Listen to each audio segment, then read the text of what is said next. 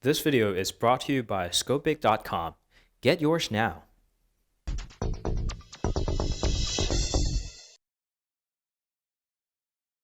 Hey guys, welcome back. This is Phil from Untitled.com, and what we have today is the Sony Xperia X. It's quite a long story, but to make it short, Sony is replacing the well-known Z series with an X lineup. It's quite interesting when Motorola is shifting from the Moto X to Moto Z. Sony is shifting from Xperia Z to Xperia X's. There's a whole series of lineup. There's an Xperia X, X Performance, XA, XA Ultra. Everything is replaced with the X series. When we thought that there's an E5, so we go like, wait, wasn't it like all the X's? There's an E5. It looks just like the X series XA, but it's an E whatever. So I'm not really sure what Sony is doing, but here is a mainstream model. It sort of kind of replaces the Z series, but what takes the place for the what's supposedly Z6 is X Performance, and this is a mainstream model. It's got a Snapdragon 650 rather than a higher processor, but it's cost like $550. That's slightly more expensive than the Z5 that's got a higher processor. Is whatnot. It's complicated. So inside the packaging is a manual, USB cable, earphone, and the charger, which we're missing some because I left some at my place. It's complicated. Let's just get right in. So this is the color with the rose gold over here. So we have a protective plastic over here, in which the last time with the Xiaomi Mi Max, we didn't uncover that, and we were not really getting positive comments on it, so we are going to take it off. All right, here we go with the Xperia X Rose Gold. It's a very interesting approach Sony is taking. They changed everything to the X series, and now it's actually smaller with the 5 inches of a full HD display.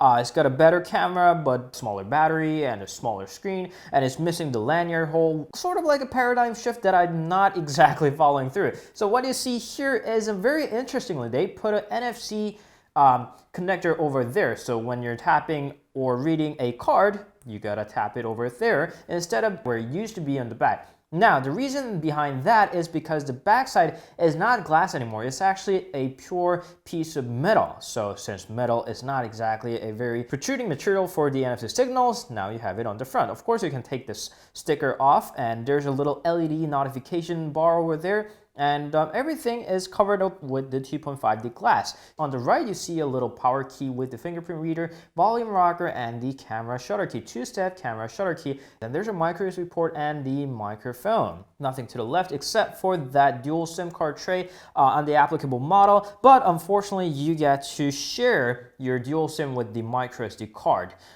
So if you want the dual SIM and the micro SD in the same time, you can't. So that's one thing. So we're going to go through all the settings.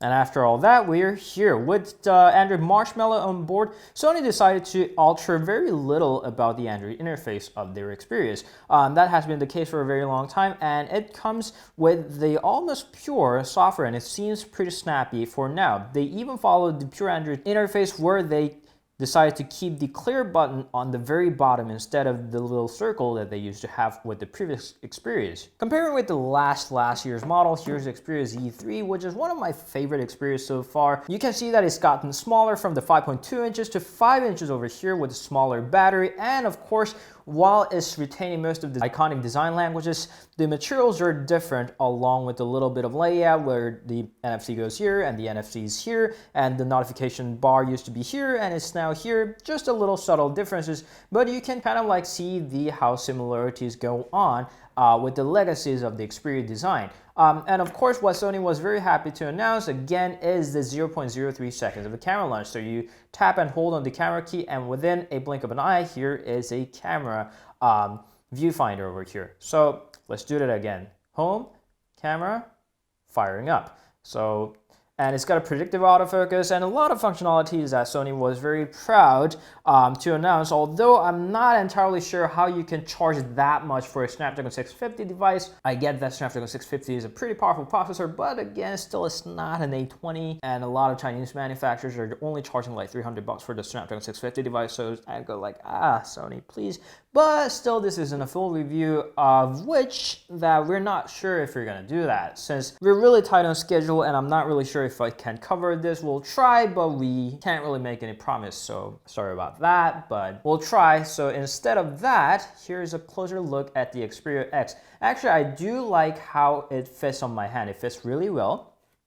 And I can see that it's very well built, although they missed out the waterproof. So that's kind of question again. Like they used to include waterproof functionalities for like even downgraded like the Xperia M5, and now it's missing waterproof. I was like, and then still they're charging $550. So, well, anyways, so this was a close look and quick look at the unboxing of the Xperia X. This is a mainstream, but sort of not really, but it's that expensive. We'll see what happens with the market share. Well, anyways, we'll see you guys later. You can meet us on Instagram, Facebook, Twitter, and Google+, and we'll see you guys later. Ciao.